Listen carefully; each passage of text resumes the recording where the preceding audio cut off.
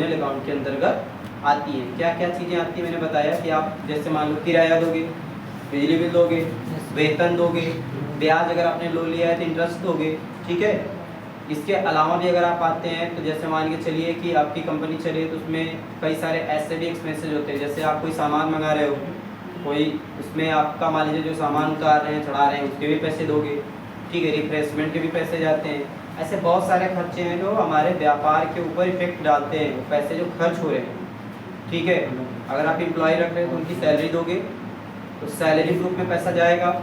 मान लो किसी कंपनी को फ़ायदा हो रहा था हर साल हर महीने उनको प्रॉफिट हो रहा था 1 लाख का, तो 1 लाख जो है वो उसको बोलते हैं ग्रॉस प्रॉफिट, यानी टोटल फ़ायदा कितना होगा।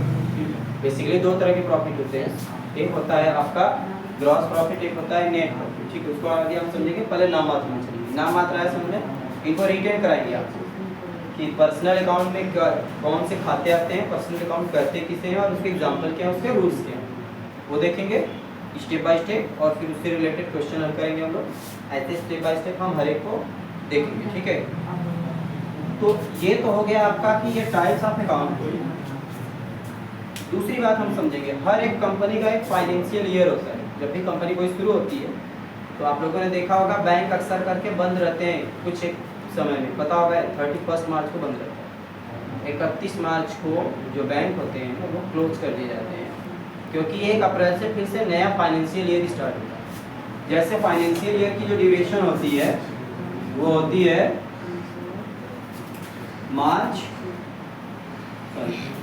शुरू होता है 1 अप्रैल 2025 से मालूम शुरू होगा, तो ये खत्म कब होता है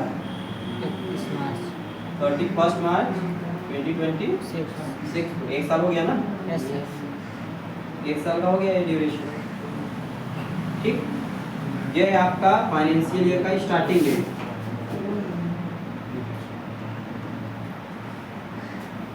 ये फाइनेंशियल ईयर का स्टार्टिंग डेट है, स्टार्ट हुआ है। और ये नीचे क्या है,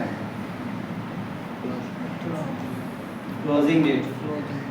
31 मार्च को सारे जितने भी शॉप होते हैं, गवर्नमेंट के रूल्स और रेगुलेशंस हैं, 31 मार्च तक जो है सारे जितने लेन देन है वो आप क्लियर कर लो।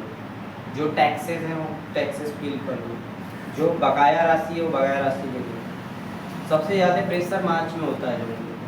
क्यों होता है, क्योंकि उनको पूरे, मान लो कि कोई दुकानदार है और दुकानदार ने मान लो कि पूरे साल में 10 लाख का सामान रखा और उसमें से बेच दिया उसने सामान, ठीक है, मान लो 11 लाख का बेचा, ठीक, तो 1 लाख का प्रॉफिट कमाया, ठीक है।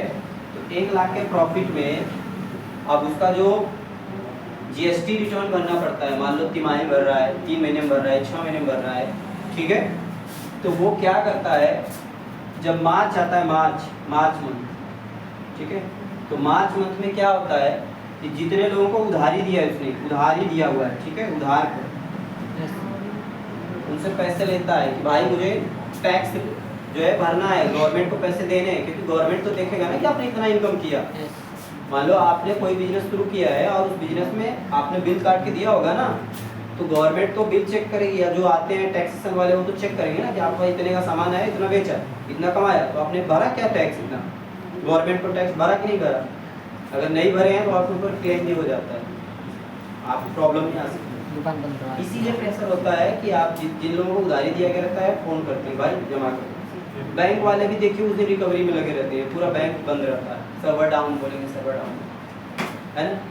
तो दिक्कत क्या होती है कि जितना इनकम हुआ है उसका टैक्स गवर्नमेंट को फाइनल करना है हमें, और फाइनल करने के लिए जो पैसे दिए गए, जो सामान उधार बेचे गए हैं, तो पैसे आने भी तो चाहिए। दिखा तो रहा है कि मेरे पास इतने सारे इनकम हुए, लेकिन रियल में उसके पास पैसे आए कि नहीं आए। आपने सामान तो ले लिया लेकिन आपने पैसा ही नहीं दिया है, तो दुकानदार को प्रॉब्लम होती है, ठीक है। तो बीच में तो नहीं बोलेगा, लेकिन जब क्लोजिंग आएगी तब उसमें प्रेशर आता है, भाई क्लोजिंग आ गया, पैसे क्लियर कराओ, भरना है मुझे, प्रेशर आ रहा है ऊपर से, ठीक है। तो ये सारी समस्याएं थी। तो हमारा जो फाइनेंशियल ईयर स्टार्ट होता है कब से, 1 अप्रैल से। याद रखिएगा 1 अप्रैल, ईयर कोई भी हो सकता है। मान लो आप नेक्स्ट ईयर शुरू कर रहे हो 26 में, तो आप 1 अप्रैल 26 डालोगे, और यहाँ आप शुरू कर रहे हो 1 अप्रैल 25 में, तो ये आपका 26 में जाके 1 साल पूरा कंप्लीट होगा, 31। अब इसमें प्रॉफिट दो तरह के, एक होता है ग्रॉस प्रॉफिट, एक होता है net profit. Gross profit, gross profit और नेट। इसको बोलते हैं कुल फायदा, कंपनी को कुल फायदा कितना हुआ, और इसको बोलते हैं शुद्ध लाभ।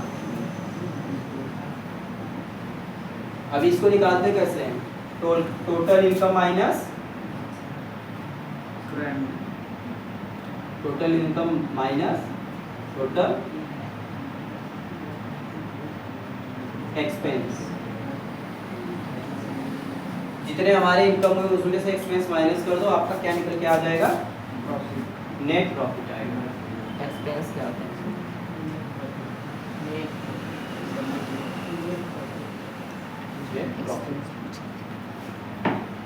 अब किसी ने पूछा एक्सपेंस क्या होता है? एक्सपेंस का मतलब होता है खर्चा। यानी मान लीजिए कि आपका ए नाम का कोई, इसको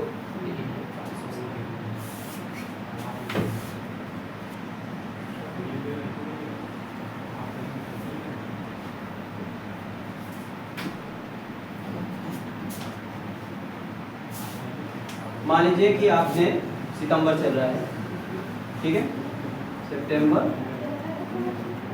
2025, ठीक।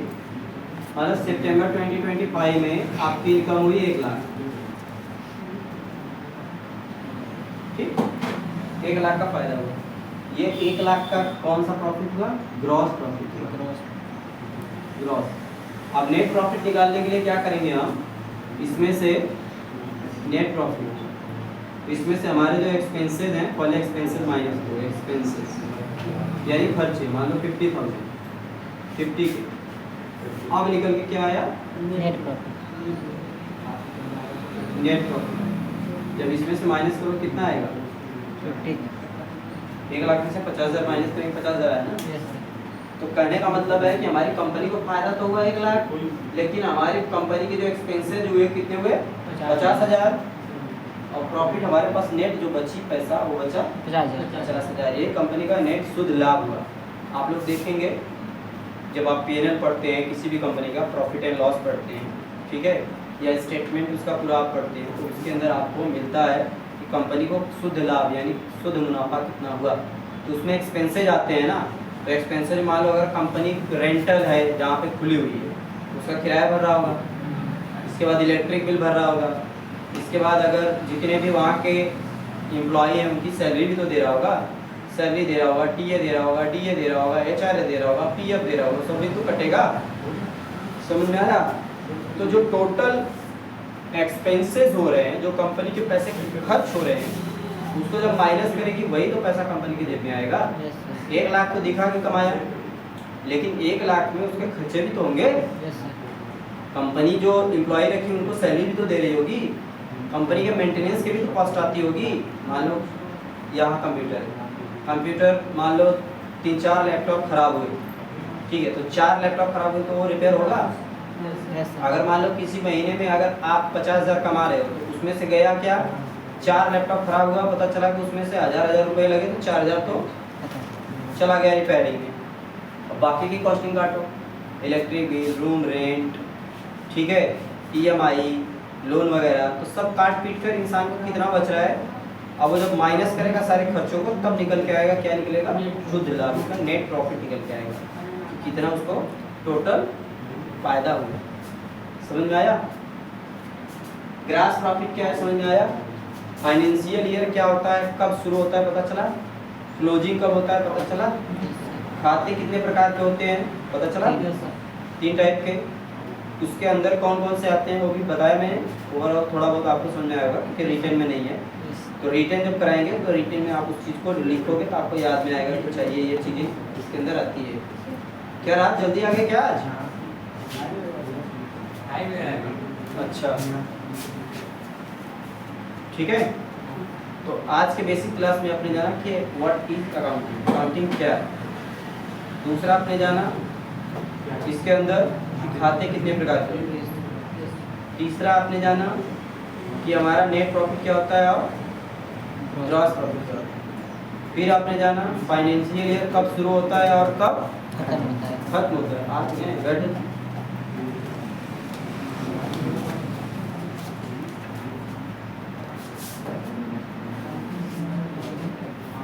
जब बैठ अप्रैल में गिरता है। बैठ जाओ बैठ जाओ बैठ जाओ। अभी नहीं शुरू, आप लोग इंतजार कर रहे थे। नेक्स्ट डे से अकाउंट स्टार्ट हो रहा है और बीच बीच में आप लोगों के फिर जो आपके अच्छा पावर पॉइंट के हैं वो भी चलते रहेंगे, ठीक है ना। पावर पॉइंट भी चलते रहेंगे साथ में ये भी। यहाँ कितने बजे तक आ जाओगे आप लोग? बंद करना है। चला काट ले यार,